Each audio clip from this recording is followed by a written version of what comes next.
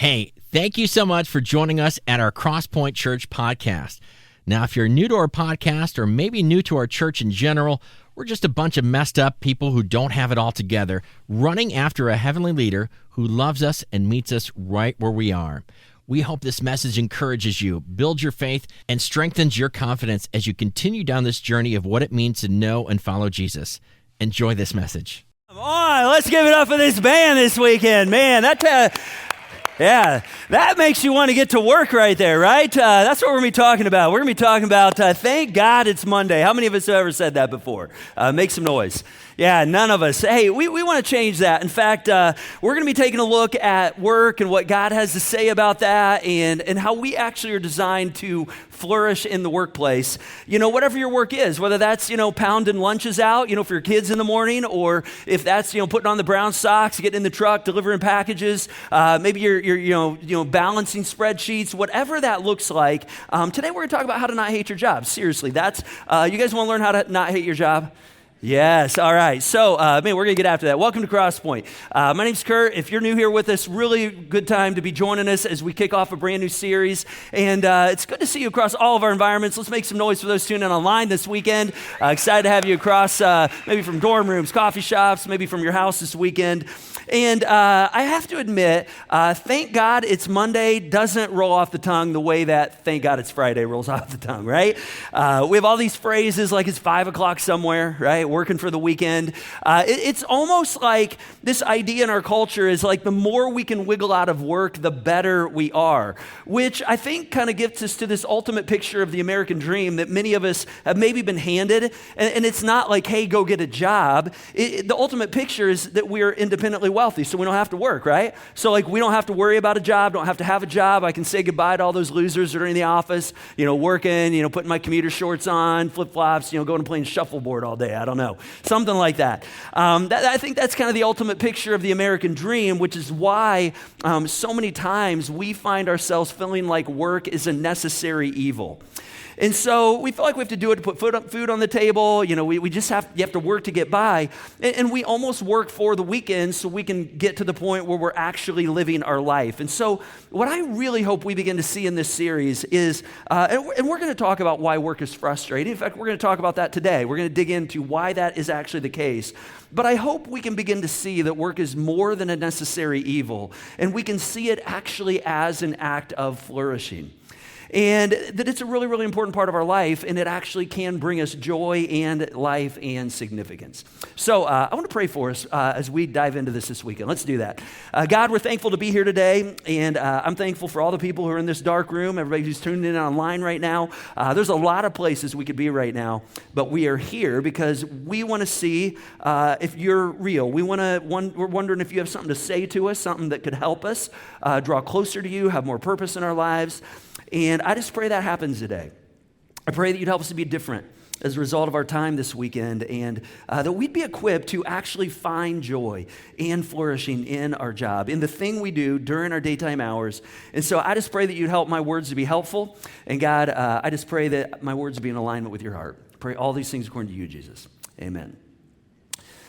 All right, so big idea to kick off this weekend. All of us are on this planet by design. All right, you may have walked in here today not believing that. All right, you're here by design. God actually thought of you. All right, he created you. He designed you to engage, not just in church stuff, but to actually engage in vocation stuff and be a part of his creative mission, which we're going to look at some of the things he's doing in the world and to help life flourish on this planet. And to do that, there has to be engagement. And for you to have flourishing, it means that we all have to be engaged. And so today, we're going to begin to look at the different pieces that kind of make up God's design for work, and we're going to look at different ones each of the next 5 weeks. So I really hope that you'll plan to make a plan to be with us each of the next 5 weekends. In fact, it's one of our next steps this weekend. I'm going to return next weekend, whether that's tuning in online, whether that's joining us in person. But I hope you'll just say, hey, I want to make sure I'm putting all these pieces together to understand God's design for my work life. Now, it's not far into the Genesis narrative where we begin to see our beginning and purpose for work. In fact, it's actually the very first chapter of the very first book, and we see right there that God is working. We see for 6 successive days, for 6 periods of time, he is working. On the 7th day, he rests. We're going to talk in a few weeks about rest. We're going to talk about play, but he's working. He's doing things like calling light out of darkness. He's separating the waters. He's forming dry land. He's having little swimmy things, start populating the waters, little creepy crawly things, start crawling all over the earth. And then he creates human beings. And at the end of that whole sequence, he steps back and it says, God saw that it was good. And when he says that, what was it that was good? All right? It wasn't just the creation. It wasn't just the thing that he had created, though that was good, but it was what he was doing. What was he doing? He was actually working. He said, hey, that's good. See, I want us to understand as we begin to get into this that, many of us, we have a difficult relationship when it comes to our work.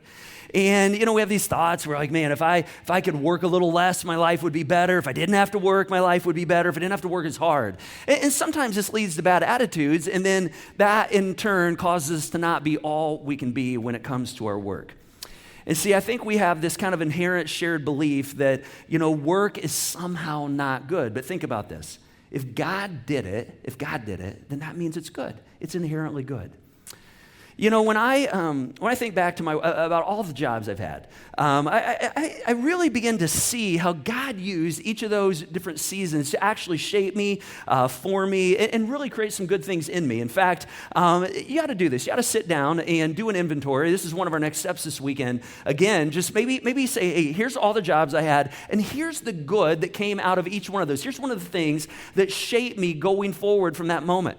My very first job was I worked for a guy that was in construction, and I didn't do construction. I actually managed his house and his shop. He did construction, and I mowed his lawn and cut wood and, trimmed the hedges and built fences. And that was in a time where he would leave me a list in the summertime and just say, hey, here's your job for the day. And, it wasn't a time where there were cell phones. So, I couldn't call him and say, hey, what am I supposed to do? I had to, be a self-starter. I had to be a problem solver. And that's one of the things I learned in those 3 years in my job with Roy. I got into my college years, and I worked for a friend of mine who owned a company that put cable into computer networks. I was a cable puller. I installed computer networks. I installed the cable, the grunt work, not the fun work, the sweaty up in the ceilings, new construction. Honestly, it's probably not a job I wanted to do my whole life, but it was a really, really important job. And I learned the task of doing the same thing over and over and over again. In fact, I'll never forget being handed a trunk of cable, 3,200 pair of cable, and somebody said, hey, for the next 3 days, your job is to terminate every pair, those 3,200 pair of cable into a wall, and I had to hit the same nail on the same head and make sure they were right. And it was kind of cool because 2 weeks ago, I was driving by St. Vincent Heart Hospital. Anybody ever been by St. Vincent Heart Hospital? That was actually where I did that. Every Cat 5 cable in that entire hospital, I terminated in that wall. And so, I drive by there and go, oh my gosh, what I did, it actually mattered. But it was hitting the same nail on the same head every single day. I remember moonlighting when I was in college on weekends and nights, working for a caterer. It was grunt work. I wasn't the fun chef guy. It was bussing tables and doing setup and tearing down events. And this gave me actually my first kind of forceful entry into the world of diversity. I'd always worked for people like me.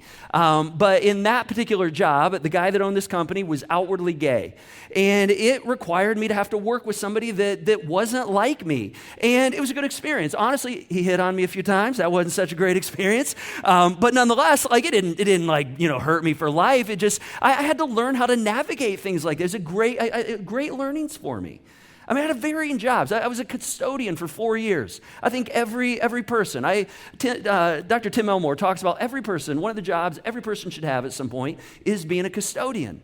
I have 2 kids that have been custodians. I think it just allows us to appreciate the service industry. Let's just make some noise for those who are custodians, those who serve, who, man, so often keep our places clean. I tell you what, a very thankless job. I've worked in lawn and landscaping, office jobs, retail, doing inventory in stores.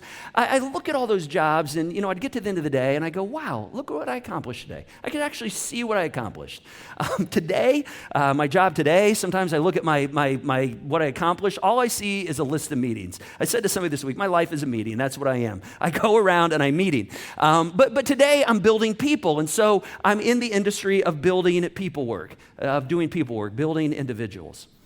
All these things, I can clearly look back and say, okay, I learned the power of self-starting. I learned about how to endure through the difficult. I learned how to problem solve. I learned how to hit the same nail on the same head, be consistent. I learned how to be and work with people that are different than me. These are all important things. These are things God designed us to do.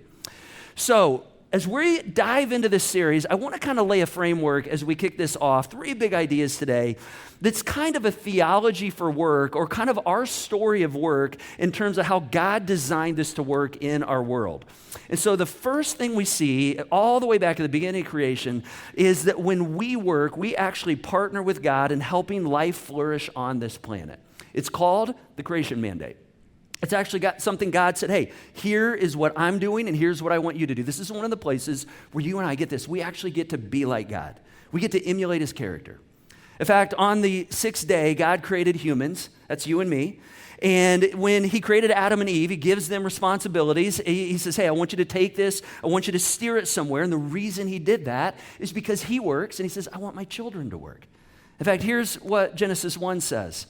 And God blessed them, the man and the woman, and God said to them, be fruitful and multiply, fill the earth and subdue it. That's some good work right there. Reproduce and multiply. That's fun work. But he says, beyond just multiplying and steering things places, I also want you to subdue the earth. Now, what does it mean to subdue the earth? All right, what does that mean? What that means, we're going to fast forward a bit here for a moment, and then we're going to come back and break this out a bit further here in a bit. But if you go a chapter forward or so, you begin to see that when sin enters the world, Adam and Eve, God says, hey, you're free to do anything you want to in the garden except this one thing. And of course, you can imagine what Adam and Eve did, the one thing they weren't supposed to do, right? And when they did that one thing they weren't supposed to do, it just opened up this can of it is like poison in the well. And everything that was the way it was supposed to be begins to unravel. And this is where we start to see humans killing people. This is where we begin to have cancer develop. This is where, things like birth defects and childhood cancer, now we're born with things not the way God designed it to be. All right, this is where we have gender dysphoria. This is where pollution begins in our world. I mean, anything not of heaven, all right, that's happening on this earth, we can trace it back to a result of that moment that we call the fall, where Adam and Eve actually did something God asked them not to do, and it caused us to begin to experience things. God said, hey, I never intended this to be a part of your life, but we opened it up. But right now, at this point, they're not there right now. That hasn't happened yet. This moment's before anything bad is happening on the earth. There's no evil that's come into the world yet, and yet Adam and Eve, they are working. They're subduing the earth. What does it mean to subdue the earth? You know what it means? It means to actually create culture. God says, hey, I want you to create culture. I want you to take this thing I've given you and steer it somewhere. And he didn't give them all the instructions. They had to figure out, okay, what's the proper management of how we manage a garden? How many inches between certain seeds? How many feet between rows? They had to figure all this out. At some point, somebody said, hey, what if we take this piece of wood, we carve it out, we hollow it out, maybe take a deer tendon, string it on this thing, and it turns into one of these guitars back here, and we create culture by creating music. And so this was all a part of subduing and filling and creating. This is the work that God called them to do. And what is God up to, by the way, at this moment? Well, if you're a deist, then you would say, well, if God's created the earth and he's finished, then he kind of just drifts off into nothingness and he's disengaged, because once he's done, he's not engaged with the world. But no, that's not what he's doing. In fact, he's still working. In fact, Jesus even takes his cues from his heavenly Father. In fact, one time, the gospel writer John caught Jesus saying, my Father, he is always at work, even to this very day, and I too am working. What I want us to see is that if we want to be closer and closer to God, we have to have a life that's in sync with the rhythms of God in the world he's created. And we have to get back to this posture of actually valuing work. Now, I know a lot of us. A lot of us have jobs, and you're like, man, I hate my job. My job is very, very frustrating. And there's a reason for that. In fact, this is actually the next part of the story.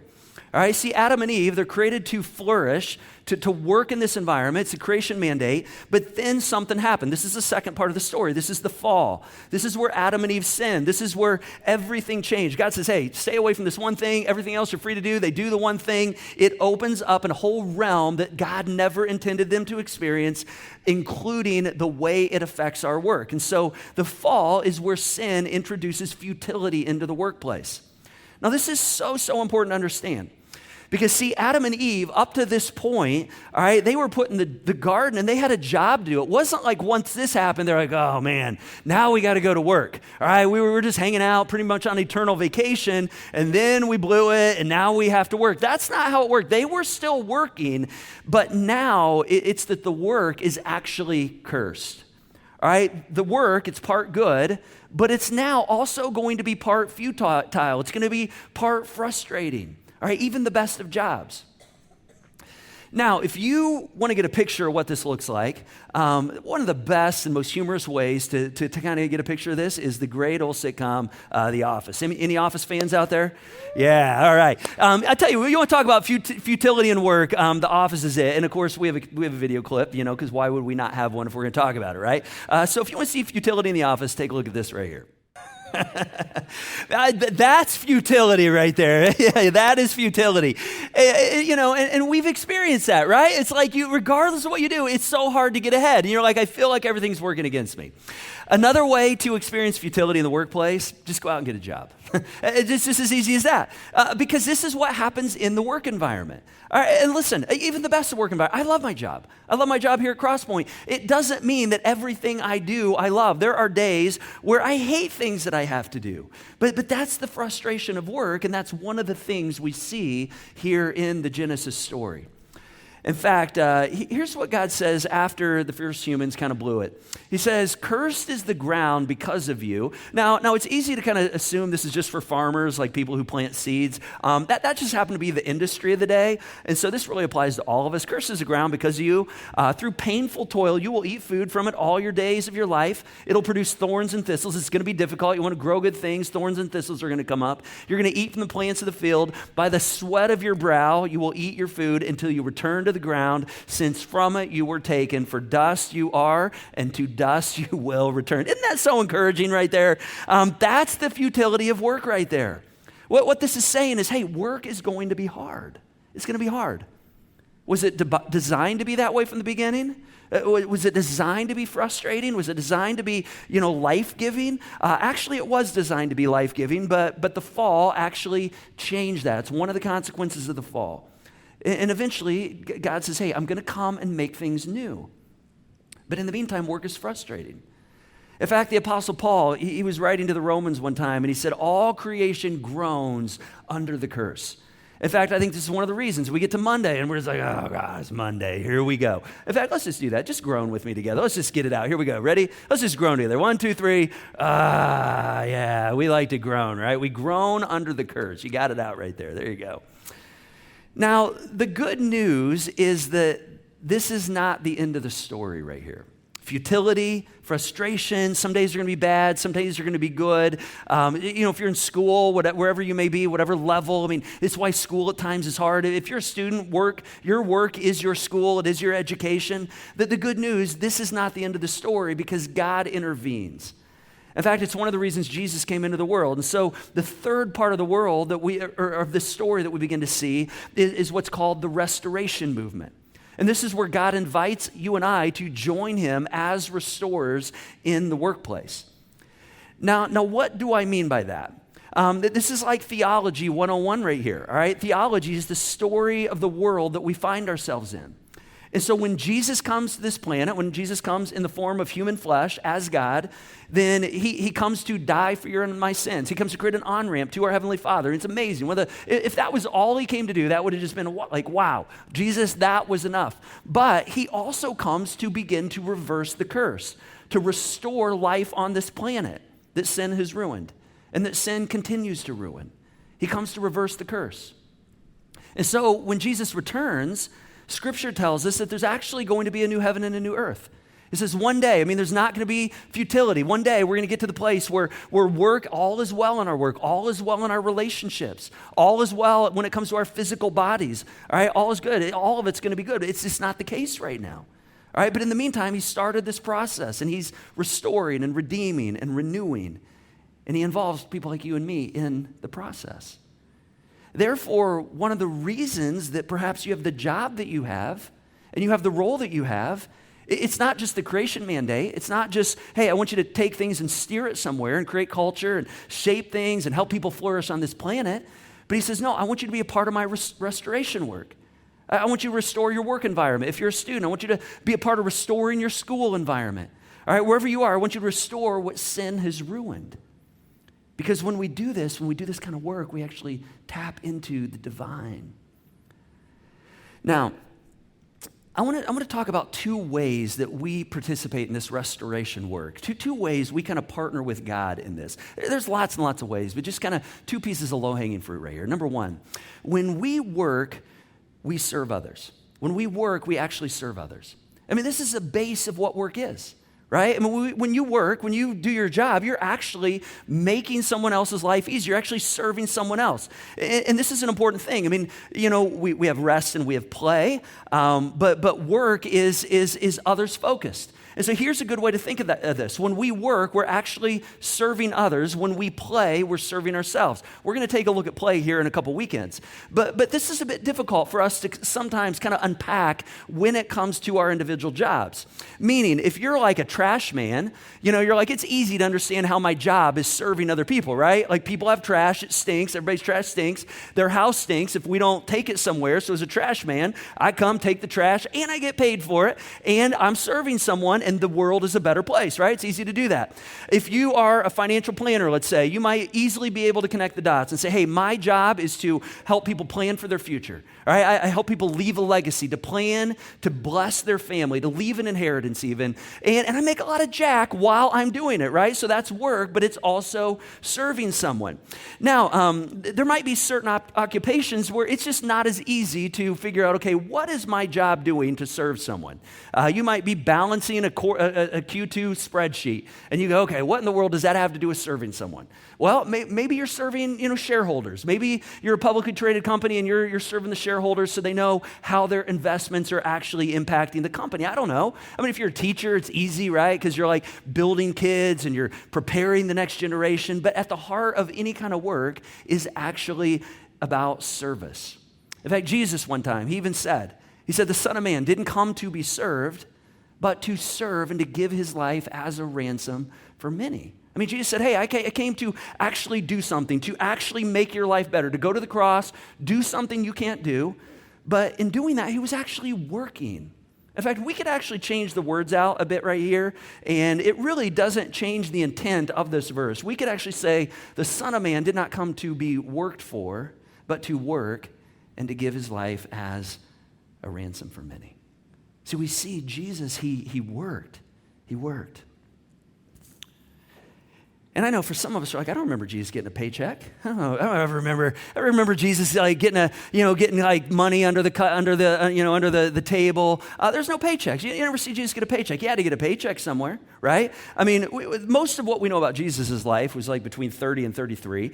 I don't know if he bankrolled that part of his life. In his earlier life, he was a builder. We don't know very much about his life, but he was a builder. I think he probably built with stone because he does a lot of stories about stone and firm foundations. And he probably did things. He probably served people by building things for them, and he would receive a paycheck. All right, but the baseline work is serving someone else. You get a paycheck, that's awesome, but it doesn't always involve a paycheck. I actually love what Tim Keller, who's a former pastor of Redeemer Presbyterian Church in New York City, says about work. He says, work is rearranging the raw material of God's creation in such a way that it helps the world in general and people in particular thrive and flourish. Now, did you notice right here, he didn't say anything about paycheck right there, did he? In fact, here at Crosspoint, we have hundreds of workers every single month that make things happen around here. And very few of them, actually very few of us, I'm one of the few that actually get a paycheck in doing that. And yet, the work is nonetheless meaningful. We're actually going to talk about that here a bit in a moment. So we have to get to the place where we are not expecting some mystical fog to kind of come over us and, kind of just feel like, oh man, I got this perfect job and everything's always going great. And, I get to post on Instagram, hey, look at my job, got a cool job. And, when you go to your 20th reunion for high school, people are like, man, you got the cool job. No, it's simply knowing that when I'm serving somebody just like God, when I'm hitting that nail, when I'm showing up, when I'm moving things forward, that there's a calling to this. And there's a beauty in this, and there's a purity. In fact, next weekend, we're going to actually look at calling. How do we identify the thing that we're called to do? Not the job, not the role, but the calling, the purpose, the reason we're here. One of my favorite leadership books is a little book called Lead Simply. And this is written by Sam Parker, a great little book on leadership and how to lead people. He does a lot of stuff on data from the Gallup organization, and they did a fascinating survey a number of years ago where they surveyed workers, and they wanted to find out how many workers are actually working and when they're supposed to be working. And there's some really interesting data that came out on this. Let me show it to you here. They found that 29% of us in our work environment are actually engaged, or any organization. And I remember thinking, man, this surely is not true at Crosspoint. I mean, we're all engaged here at Crosspoint. All right, what I've discovered is these numbers, doesn't matter if you're a nonprofit, if you're a for-profit business, these numbers apply across the board. 29% of us are actively engaged. Get this, 54% of us are not engaged. And by not engaged, doesn't mean we're like actively working against the organization. It's just like, we show up, we're not always tracking. In our jobs, we might be surfing, Instagram half the day. If we have to stay extra, one evening, we show up an hour late tomorrow. We're not like fully in. And then the next number was what was really fascinating. 17% of people in this survey, there are three types of people, were actively disengaged. So these were called disgruntled people. These were people who are not only like not engaged, but like actively working against the organization or the business, trying to undermine the success of the business. All right. And so people that are disgruntled. Now, what's fascinating to me is if you take the actively disengaged and the not engaged, this is actually 71% of this entire survey that was done of people who are not engaged. And this is really fascinating to me, because what it showed is a lot of times I don't know that we're fully maximizing the place that God has put us and actually leaning into the things that God has put us there to do. And I think this is sometimes a sign that we've actually lost our connection with God on this. Another take on this, I think another thing that kind of chips away at this is we have this ultimate fantasy that gets drilled into us from, I think, the beginning of time, that the goal of work is to not work, right? It's called retirement. That's the goal of work, right? Whole goal of your work life is actually to get to where you don't have to work. Think about that. That's kind of ridiculous, right? And I do agree. I mean, I think we get to the place, I know I'm getting closer and closer, where I'm not going to necessarily be in my earning years eventually.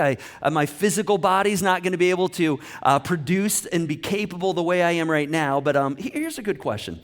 You might think about this. Think about a retired person who has decided, they said, hey, I'm going to live a wonderful life, going to watch soap operas all day. I'm going to wander around the fields of green and chase a little white ball around. All right, just think of a person who does that. All right, and when you think of somebody in that category, somebody who's older, retired, there's two categories of people. All right, there's people who you want to be around, and there's people in that category that you don't want to be around, all right? It really comes down to those two categories. And isn't it true? I mean, a lot of times, when people get to that age, I'm eventually going to be to that age, and this is something we can all learn. How do I not be that old ornery person that nobody wants to be around? Like, we all have a name, right? Just go ahead and tell your neighbor who you're thinking about. No, actually, don't do it. Don't do it. We're not going to do any gossip in the room, all right? That would get bad, in fact.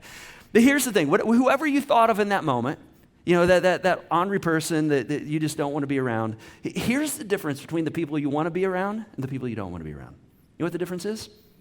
The people you want to be around are still working. They're still engaged. And you might go, well, I don't know that they get a paycheck. I'm not talking a paycheck. I'm talking about they're still serving, they're volunteering, they're seeing that their life is here to actually help others flourish, and they are flourishing as a result of that. This actually clicked really in a really unique way with me recently. A couple years ago, one of my daughters had an injury on her hand and had to be in our health clinic a number of times. And we go to a health clinic that's connected to my wife's work, and we see this doctor by the name of Dr. Gates. And my daughter Maggie kind of formed this relationship with Dr. Gates over the course of all these different appointments, and they've kind of got this unique relationship, and she wants to go into the medical field. And so earlier this year, he was talking with her about her graduation coming up this year, and he said, hey, Maggie, here's what we're going to do. When you graduate, I'm going to retire. And I've always wondered, like, how old Dr. Gates is. And so that's kind of just been the standing thing. He's going to retire and she's going to graduate. They're going to go out together. And so earlier, this winter, I was in, with one of my other kids. And I said, hey, Dr. Gates, Maggie's getting ready to graduate. Are you getting ready to retire? And he said, well, I'm not quite ready to retire. He said, I'm going to give it 2 more years. He said, I'm 79. I'm going to wait till I'm 81. And I'm like, 81? I'm like, the dude is like sharp as a tack. I mean, he's still like, our favorite doctor when we go to the clinic. And I thought, this is why my daughter has an affinity with him. In fact, this was kind of cool. If you have a student that's gone to college, the big part of, getting admission is writing a college essay. This past week, one of the colleges my daughter applied to, actually, they got a great marketing program.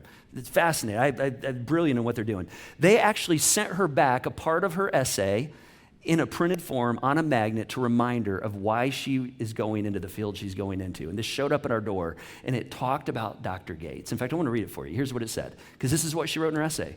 Dr. Gates was and continues to be a caring, attentive, intuitive healthcare professional who not only helped my hand to heal, but little did he realize he was actually inspiring me to be a healthcare professional myself. And I'm like, here's a dude that's almost 80 years old, still working. You know what he said? I said, Dr. Gates, you're gonna when you hit 81, you're gonna be done. He said, well, I'm gonna be done getting a paycheck. I'm still gonna volunteer my time. I'm just gonna give my time away. He understands something about how to flourish in life. He understands that this is how you do it. See, I think it's why a lot of us, we have this aspiration to get to retirement, and we have no volunteerism, we have no purpose, and we don't do well because we're created to work. Second thing that way we participate in some of the restoring work God's doing is we work to produce. In fact, the first humans, they were actually put on the earth. Think about this, to produce. All right, God says, I want you to produce culture. Jesus himself was here to produce. He was here to produce a righteous life. He was here to produce salvation for you and I. All right, I mean, there's nothing wrong with production. That's what work is. It's just that if you want to experience something, if you want to have a purpose, it involves producing, which is tied to work. I mean, this is one of the reasons that if you want to make more money, what do you have to do? You have to go out and you have to work more, right? I mean, every now and then I hear somebody go, oh man, I want to work smarter. I don't want to work harder. You know what I've noticed? People that want to work smarter usually don't want to work hard. Have you ever noticed that? It's like, they're like, I want to work smart. I'm like, yeah, but you don't want to work hard. All right, there's something about putting hard work in that actually produces results. If you want to have a great relationship with someone, you got to invest in that relationship. It takes work to make time to invest and build that relationship. If you want a great marriage, all right, you gotta, it takes work. I mean, it takes, planning date nights. I actually heard a guy talking earlier this week in one of my men's groups about the reaction series we just came out of. And he was just talking about, he said, man, when I work at controlling my reactions at home and I actually change my tone, it's amazing how much better my relationships at home go. He's like, it's a lot of work because it takes work to actually grow a marriage. If you want to have a great prayer life, it takes work. I mean, prayer lives don't just happen, they get produced, right?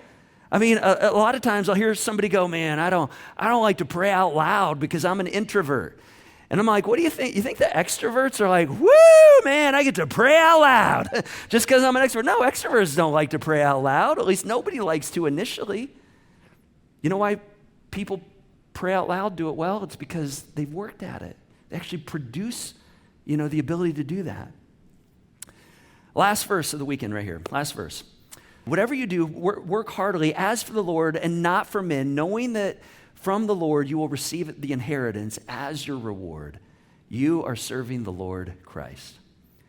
He says, whatever you do, whether you're volunteering or you're unpaid, whether you're fixing a joint, you're plumbing a line, whether you're torquing a wrench, whether you're managing somebody, whether you're teaching a kid, he says, I want you to work heartily for the Lord. I got a really cool picture of this through a friend of mine recently, Bennett Williams. I want to tell you about Bennett real quick. Let me give you the backstory on Bennett, and this is going to kind of be my closing picture for you. I met Bennett a few years ago through a mutual friend from here at Crosspoint, down at the Indianapolis Motor Speedway. In fact, we were hanging down at a suite, and I met Bennett, and I had this T-shirt on right here. It was a Winners Drink Milk T-shirt, and Bennett came up, and my friend introduced us, to one another, and then Bennett looked at me. And my shirt has like a milk bottle on it, like the Winners Drink Milk, logo. And he says, hey, that shirt's illegal. We're suing that company for stealing our brand. I said, excuse me? He said, yeah, we own the brand to Winners Drink Milk. That T-shirt company stole our brand, and we're suing them. And I'm like, I don't know what to do. I don't know if I'm supposed to take my shirt off, go naked. What do you want me to do? I'm feeling really uncomfortable in this moment. And then he starts laughing. I'm like, how do you own the brand of Winners Drink Milk? And he's like, well, we own the brand. He's like, we pretty much deliver the milk bottles to the 500 on race day, that the drivers drink, and we own the brand. And I'm like, oh, cool. He's like, don't worry about it. I'm going to get you a real Winners Drink Milk T-shirt, which, by the way, Bennett, I don't have the T-shirt yet. That's a shout out to you. I need a T-shirt. Nonetheless, Bennett's become a good friend, and he was actually a part of helping us this past year through some of the solutions we worked through here at Crosspoint with our refinance, and just a brilliant business guy. He said something to me. He texted me earlier this January during the college football championships, playoffs that were happening. It was when Notre Dame and IU were playing, and he was headed to the Notre Dame game. And he said, hey, Curt, I know you pray. He said, I just want to ask if you'll, pray that God would, bless the effort of my Irish. And I kind of laughed back with an emoji, and I said, Bennett, if God listens to prayers like this, by all means, I will pray. We'll see what happens. And then he said something back to me, and I'll never forget this. So this is what I want to leave you with right here. He said, no, he said, Curt, seriously, he said, I had a coach when I was younger that once said, hey, don't ever pray for a win. When you're working out, in sports, don't pray for a win. But here's what he said. He said, pray that God will bless the effort.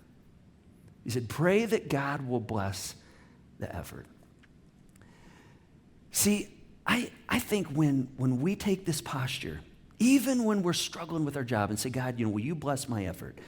I think all of a sudden we begin to discover we're more like God than perhaps we ever realized. And so that's really the point of this first week. And so I want you to see that what you do matters. All right, whether what you do every day during the workday feels mundane, whether it feels important, whether you have influence, or no influence, I just want you to know that you're a part of this redeeming work that God's doing in the world, and what you do matters, perhaps way more than you will ever know. And so my goal today is really to help us see. I hope you go into your week with a different motivation this week. I hope that people see a difference. When you show up at work this next week, whether that's, you're showing up at school and your friends at school are like, oh man, you're getting after it today as a student, man. Something's different in you. Or, if you're a stay-at-home parent, and you're hanging out with the kids and, the neighbors go, oh man, you got to slow down a little bit. I don't know what got into you, but you're making us all look bad. I want you to see that you get to be a part of something much bigger, and you actually get to help people flourish. And it's pretty cool when that happens. And when you do it well, you actually get to the end of the week and go, man, thank God it's Friday. There's nothing wrong with that. But when you get to Sunday, you get to go, wow, man, thank God it's Monday, because I get to be a part of something pretty cool tomorrow. In fact, I want to pray toward that end for us as we head into this week.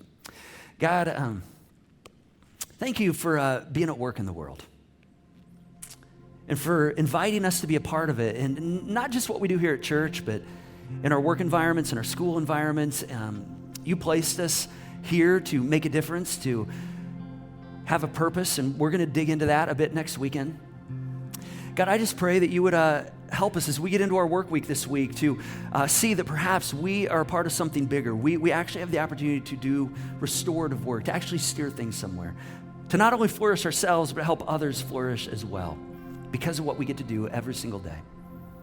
And so I just pray that you'd help us to see that this week. Ask that you'd help us to see you tomorrow or later today as we get back to work. And we just pray all these things in your name, according to your character, Jesus. Amen. All right, now we're going to make some application to this. In fact, I'm going to invite Vince to come up, and he's going to walk us through just a couple applications, ways we can actually walk this up. So come on up here, Vince. Thank you.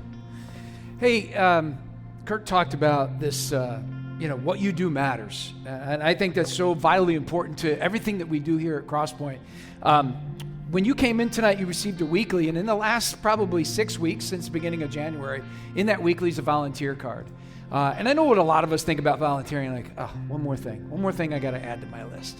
I'm going to tell you something, and I'll share a personal story with you about volunteering. I'm fortunate. My mother modeled volunteering for me as a very young child, and she is 86.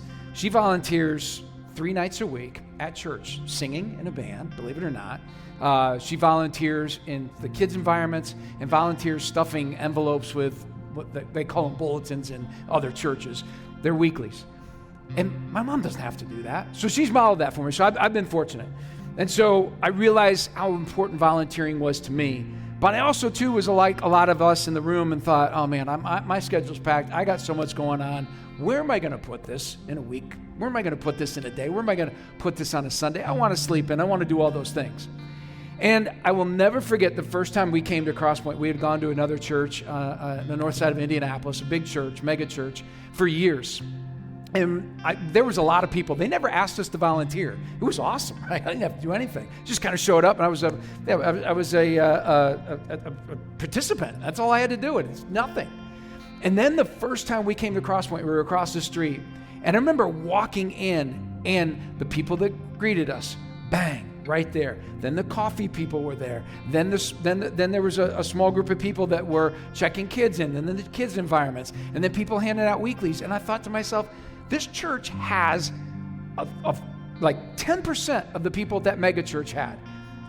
Yet all these people are building in because they're building into something bigger than themselves. And I thought to myself, that's why we want to be at this church. There were a lot of reasons, but that was one of the top ones because so many people built in to what they were doing. Now, I'm going to be honest with you. It took me a little bit of a while to volunteer. I was volunteering elsewhere, doing other things. But when I got a chance to volunteer here, I was back in the kids' environment. It was awesome. We played games. We were in a place called Kids Club that we don't have anymore, just our environments. And then kind of moved to Upstreet. I was in there with my wife. And so she kept me in line, so I didn't say anything stupid in front of the kids. But it was fun. It was great. It was awesome. And you'd see these kids, and I still see these kids walk out and give them a little fist bump. You want to talk about making an impact and making a difference? That's where it begins. It begins in volunteering, begins in giving back. And for those of you who do that, thank you so much. And those of you who are like on the fence thinking about it, like, I'm not sure what to do, I'm not sure how to do it, I can tell you, we set you up for success here at Crosspoint. So if you can take out that card along with a pen, or you can scan this QR code, and just, listen, I want you to think about, hey, look, where do I want to make an impact? Where do I want to make a difference? Maybe your kids are growing up. Maybe they're getting a little bit older. Maybe they're out of school. Maybe it's an opportunity for you to say, hey, you know what? I'm going to give up 1 or 2 hours a week. That's nothing. We can give up 1 or 2 hours a week, or maybe 2 hours a month, just to come in here, and maybe it's serve coffee. Maybe it's the front doors. It takes over 100 people to get this done. Maybe it's something way behind the scenes in the tech. Maybe it's helping out in the back office. I don't know what it is, but there's an opportunity for you. And if you fill out this card and put down anything, hey, there's a first serve opportunity where we're going to get you set up for success. We're going to not just send you to the wolves and let you learn baptism by fire, but to give you an opportunity to say, hey, I'm just going to shadow someone. I'm going to see what this is like. Is this for me? Awesome. If not, maybe I'll look at something different. But I would just encourage you, especially if that's the next step in your journey, and you want to say, hey, where am I making a difference? Where am I plugged in? What am I doing? If you feel like your life is in a rut, I can tell you the number one thing you need to look at is, where am I investing my time? Am I investing my time in others, Or am I worried about myself? So think about that as you go this week. That's an opportunity to work. And I'll share one last thing with you, and then we'll let the band get on to their thing, and we'll wrap up here tonight. But you think about Jesus' followers. Every single one of them was working. When Jesus went to the fishermen, what were they doing? They were mending their nets. They were working. Drop their nets to follow him, right? Just to make that next step of faith. I'm telling you, it makes a great impact. You want to talk about what makes a difference, that's what makes a difference. So think about that as you go this week. We'll give you some instructions at the end on what to do with those cards. Fill that out on that connection card. Band's going to lead us in one more song, and then we're going to get you out of here this evening, and I'll let them get to that, and think about what we talked about with volunteering. Thanks so much for joining us today. Take a moment to follow our podcast on your preferred platform, and be sure to download our app to stay informed on everything happening here at Crosspoint. And if you like what you heard today, don't hesitate to share it with a friend that might need to hear it too.